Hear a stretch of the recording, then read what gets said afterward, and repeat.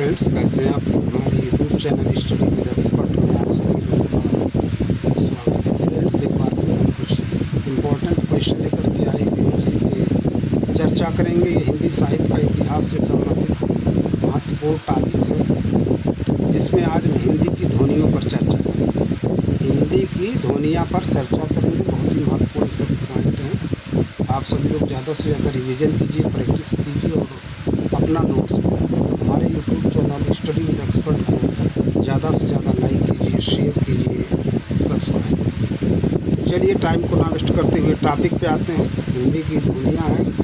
वर्णों के व्यवस्थित क्रम को वर्णमाला कहते हैं। वर्णों के व्यवस्थित क्रम को वर्णमाला कहते हैं। हिंदी वर्णमाला में सामान्य रूप से स्वीकृत वर्णों की संख्या कितनी है? 52। हिंदी वर्णमाला में सामान्य रूप से स्वीकृत वर्णों की संख्या 52। वे स्वर जिनके उच्चारण में जीभ या जिह्वा का आगे वाला भाग ऊपर उठता है कहलाते हैं अग्रस्वर। क्या कहलाते हैं? अग्रस्वर। अग्रस्वर है ये अग्रस्वर है। वे स्वर जिनके उच्चारण में जीभ का बीच वाला भाग ऊपर उठता है कहलाते हैं मध्य स्वर या केंद्रीय स्वर। मध्य स्वर या केंद्रीय स्वर। मध्य स्वर या केंद्रीय स्वर हैं केवल आ। मध्य स्वर या केंद्रीय स्वर हैं केवल आ। वे स्वर जिनके उच्चारण में जीभ का पिछला भाग ऊपर उठता है कहलाते हैं पश्च स्वर। वे स्वर जिनके उच्चारण में जीभ का पिछला भाग ऊपर उठता है कहलाते हैं पश्च स्वर। पश्च स्वर हैं आ उ। पश्च स्वर हैं आ उ और ये पश्च स्वर। ठीक है। कह रहे वे स्वर जिनके उच्चारण करते समय ओष्ठ का आकार गोल न होकर ऊपर नीचे फैल जाता है कहलाते हैं अवृत्तमुखी या अवृत्ताकार स्वर। वे स्वर जिनके उच्चारण करते समय ओष्ठ का आकार गोल न होकर ऊपर नीचे फैल जाता है कहलाते हैं अवृत्तमुखी या अवृत्ताकार स्वर। कह रहे हैं अवृत्तमुखी या अवृत्ताकार स्वर हैं ये अवृत्तमुखी या अवृत्ताकार स्वर हैं। ठीक है। अगले प्रश्न पे चलते हैं। कह रहे हैं वे स्वर जिनका उच्चारण करने पर ओष्ठ का आकार गोल हो जाता है कहलाते हैं वृत्तमुखी या वृत्ताकार स्वर। वे स्वर जिनका उच्चारण करने पर ओष्ठ का आकार गोल हो जाता है कहलाते हैं वृत्तमुखी या वृत्ताकार स्वर। अगला पॉइंट, वृत्तमुखी या वृत्ताकार स्वर हैं ओ तथा आगस्वर।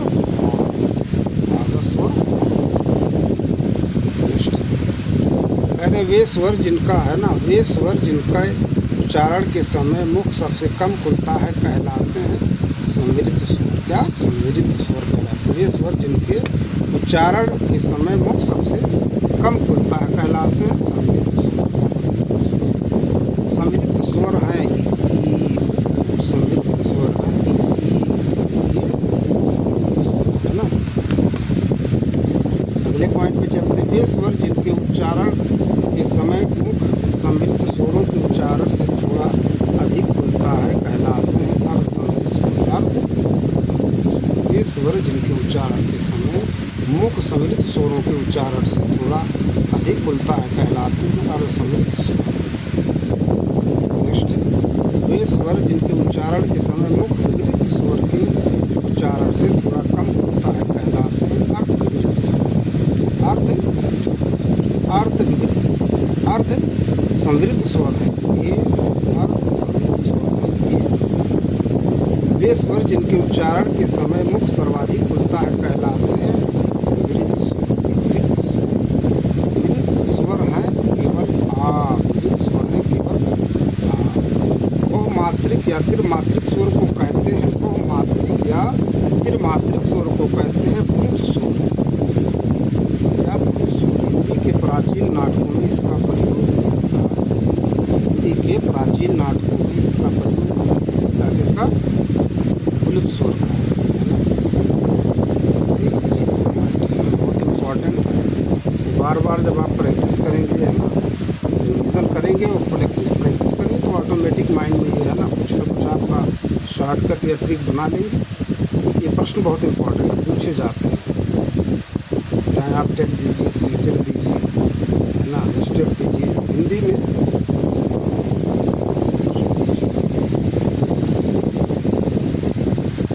अगले पॉइंट पे चलते हैं। कुछ महत्वपूर्ण परीक्षोपयोगी तथ्य उस पर चर्चा करते हैं। परीक्षोपयोगी महत्वपूर्ण तथ्य है ना, पहले कंठ स्वर हैं, कंठ स्वर हैं, कंठ स्वर है, ये कंठ स्वर है।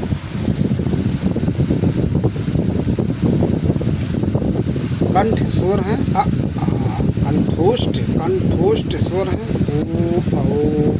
ओष्ठ स्वर है, तालव्य स्वर है, मूर्धा या मूर्धन्य स्वर है, री, मूर्धा या मूर्धन्य स्वर है, री, कंठ तालव्य स्वर है, ई, कंठ तालव्य स्वर है, ई, अन तथा आह माने जाते हैं अयोगवाह, अन तथा आह माने जाते हैं अयोगवाह। अनुस्वार तथा विसर्ग हैं क्या अयोगवाह, अनुस्वार और विसर्ग क्या है अयोगवाह। जैसे अनुस्वार आपका बिंदी और आह जो होता विसर्ग, ये अयोगवाह। अनुनासिक स्वर है, ये देखिए आ, ए, आए, ऊ, आऊं, ये अनुनासिक स्वर। प्रायः सभी स्वर होते हैं सघोष, घोष तथा अल्पप्राण। प्रायः सभी स्वर सघोष, घोष तथा अल्पप्राण होते हैं। देखिए जैसा आप उच्चारण करेंगे वैसा ही आपका माइंड एग्जाम में क्लिक करेगा। अगर आप उच्चारण सही नहीं करेंगे, सही से उसको पढ़ेंगे नहीं, ये कहिए कि हम एग्ज़ाम में सही करेंगे, ऐसा ही पॉसिबल नहीं है। ठीक है, अगर आप सही पढ़ेंगे तो तभी आपका माइंड एग्जाम में सही करेगा। हिंदी वर्णमाला में स्वरों की कुल संख्या 11 है। हिंदी वर्णमाला में स्वरों की कुल संख्या 11, इसलिए सही उच्चारण कीजिए, सही लिखिए। ठीक है, अगर आप कमांड चाहते हैं कि हिंदी पे हो जाए, है ना, हिंदी के जो प्रश्न है उसको 100% या 90% सॉल्व किया, इसलिए आपको करना पड़ेगा सही उच्चारण, सही लिखिए। ठीक है, अगले प्रश्न पे चलते हैं। पॉइंट पे कह रहे हैं अर्धविवृत स्वर है, ए, औ तथा आगत स्वर, स्वर अर्धविवृत स्वर है, ए, औ तथा आगत स्वर, ये अर्धविवृत स्वर। कह रहे हैं एक मात्रिक स्वर हैं, एक मात्रिक स्वर हैं, इन्हें ह्रस्व स्वर या लघु स्वर भी कहते हैं। एक मात्रिक स्वर है, ह्रस्व स्वर या लघु स्वर भी कहते हैं।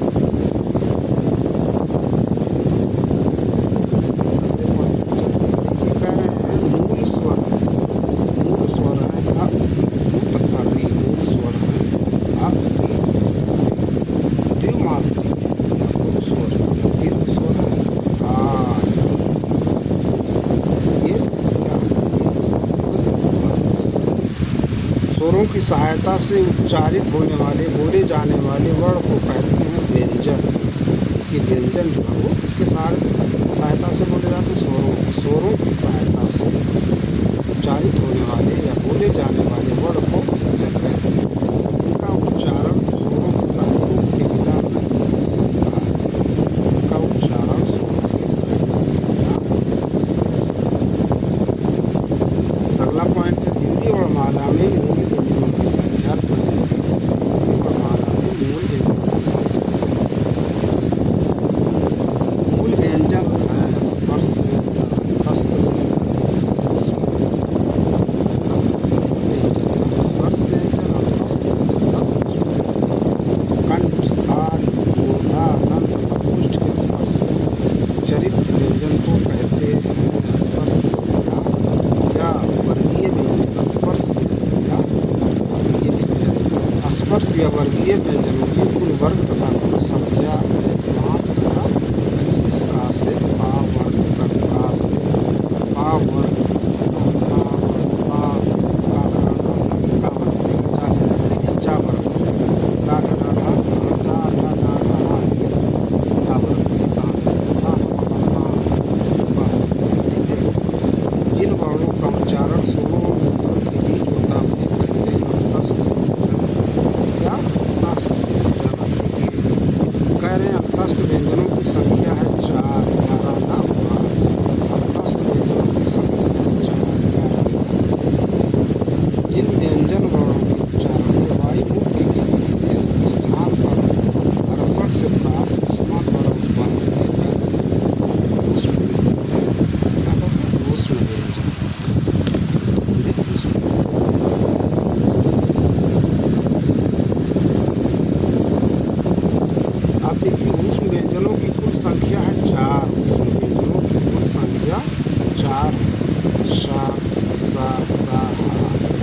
दो व्यंजनों से मिलकर बने नए व्यंजन को कहते हैं संयुक्त व्यंजन। दो व्यंजनों से मिलकर बने नए व्यंजन को संयुक्त व्यंजन कहते हैं। हिंदी वर्णमाला में संयुक्त व्यंजनों की संख्या है 4 छ तथा श व्यंजन संयुक्त व्यंजन बने हैं क्रमशः छल्ले वाला का श त्र धा है ना, ज्ञा ज और यहाँ तथा श्री वाला श्रीमती वाला श तथा रा से है ना। ये प्रश्न पूछे गए हैं ना, पॉइंट पे चलते हैं। जिन व्यंजनों के उच्चारण में जीभ ऊपर उठकर मूर्धा को स्पर्श करके तुरंत नीचे आ जाए वे कहते हैं क्षिप्त व्यंजन या गुण व्यंजन। हिंदी वर्णमाला में क्षिप्त या गुण व्यंजन में है ना हा तथा हा है ना, हा तथा हा हा है ना, रा व्यंजन है रा वर्ष उच्चित, रा व्यंजन है वर्ष उच्चित, रा व्यंजन है मूर्धा उच्चित, कंठ व्यंजन है कंठ व्यंजन, तालक व्यंजन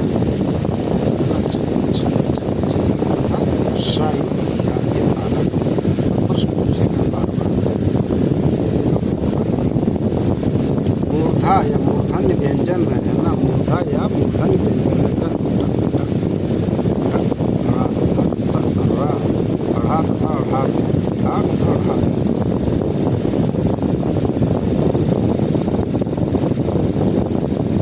ढा तथा ढा ढा है ना। नेक्स्ट